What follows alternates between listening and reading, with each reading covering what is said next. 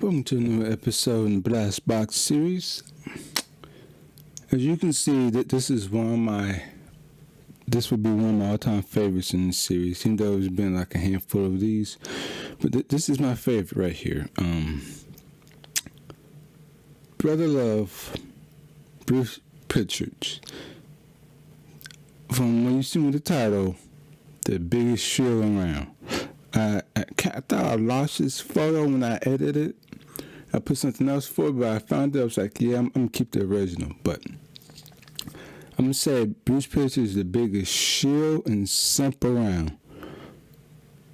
He went from being Brother Love, just being pretty much a stupid manager character, which I don't know how that got off the ground. Started managing the Undertaker a little bit, then he switched over to Paul Bear. Then he started doing other things behind the scenes and stuff like that, which is cool. So it shows you cross train, you can do other things other than one position. The thing is,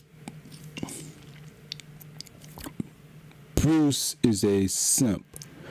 He'll do anything to please Vince, even though it's not going to help with the ratings. It's not going to help make the product better. He'll do all those stupid things just enough Vince to get laughed at, or at the same time, the company is taking a shitfall in the ratings. He's one of Vince's fall guys. He's one of Vince's yes men. Behind Briscoe, who left finally, Pat Patterson, who's a pedophile, and pretty much him. If there's other people in there, I don't know about it, but I know Vince has a handful of yes men, and Prichard is one of them.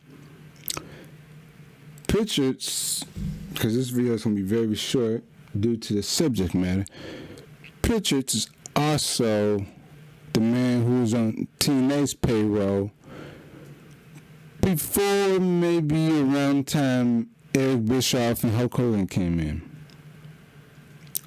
Now, I've been a fan of TNA since 2005, and I've been listening to many information, podcasts, wrestlers, what have you, about Bruce. Bruce, when he's in power for another company, he's not going to help that company keep their wrestlers. He would badmouth that company, even if he's on the payroll. So that shows you he's very highly unprofessional, and it shows he's not somebody to be trusted. Where I'm from, Chicago, Illinois, when we have somebody we can't trust and we seem like there's a rat, we take him out. But this is the modern day, so we gotta do other ways. Anyways, Bruce was, I guess, HR or whatever. He was the one handling contracts. Aces and Eights was hit and miss, probably a good stable and everything. And around that time, I think RVD was there. Prichard got the idea of not resigning people blatantly. There's a podcast of was it RVD talking about why he left TNA the first time, and he even said it. They didn't pick up his contract. And who's in control of contracts? Who's in control of renewing and signing contracts? Prichard. So he knowingly left Rob Van Dam leave, full he's going to go back to WWE for a payday. He let plenty of other talent leave because there was no payday. He let Luke Gallows, Doc Gallows, who later joined the Bullet Club, he let him leave, even though he was supposed to be the Impact World Champion, or turn on Aces and Eights, then become the champion down the road. What was it? Tara, or what used to be known as Victoria. She's on record. You can find this on YouTube or in wrestling articles, wherever. She was talking to Prichard on his podcast, and all they was doing was just burying Dixie Carter. And Prichard was like, yeah, I was making sure nobody was staying with that company.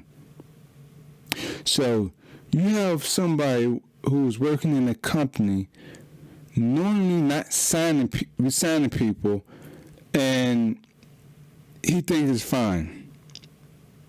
Now tell me, why would you want to cancel like that in your company? People were talking about, oh, Tina didn't have money, blah blah blah. I bet you $20 or $100. Prichard was the one telling Dave and all these other dirt sheet writers, oh, Impact don't have any money. Because when I'm sitting, Impact at the time, TNA, is a private company, which means their books and financials are private.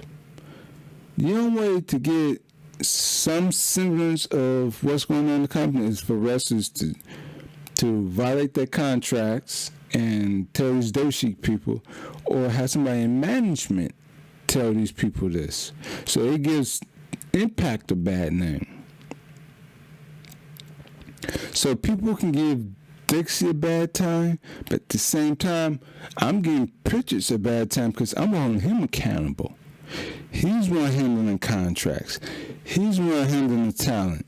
If he knows what's going on, he can easily go to Dixie and tell her, hey, we need to make some revenue because we need to resign this person before his contract or her contract ran out. But he did not. See, people want to put on Dixie, and most times they don't put on a lot of people. They just put on her.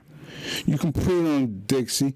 You can put most of it on Jeff Jarrett, because if Jeff Jarrett then try to blow his load with his money in the first few events, then he wouldn't be able. He would have kept TNA and then need Dixie's help. You can blame Russo, which his stupidity is a mile long and too long of a time to talk about, but Cornette talked about that a lot, and you can blame Prichard's. You blame those three people for the downfall of TNA at that time. Don't just blame Dixie, because that's the easy way to do it. Let's just blame Dixie. But when it comes to the WWE, let's just blame the writers, the wrestlers. And for a minority, let's blame Vince. So when people want to rag on about why TNA before, like around 2010, 2011 was doing bad, blame Prichard, because he was on the books as management in that time. So they brought him back after they fired both Heyman and Eric Bischoff and consolidate both brands' writing teams to one person. One person. Tell me, in what logical world that's going to work out? See, here's the problem how I messed up. One, Paul Heyman should have been the director or whatever for SmackDown, like he was back then. And Eric Bischoff should have control of Raw, because he has more experience with running Raw and a flagship brand like Nitro back in the day. That's where they went wrong. Two, I said this in the other video about WWE and their creative team.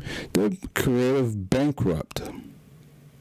So why would you put a glad, happy yes man in control, knowing full well that if these wrestlers want to come off legitimate, realistic, they want to build up their character, and you got this idiot in control doing all the things that Vince love.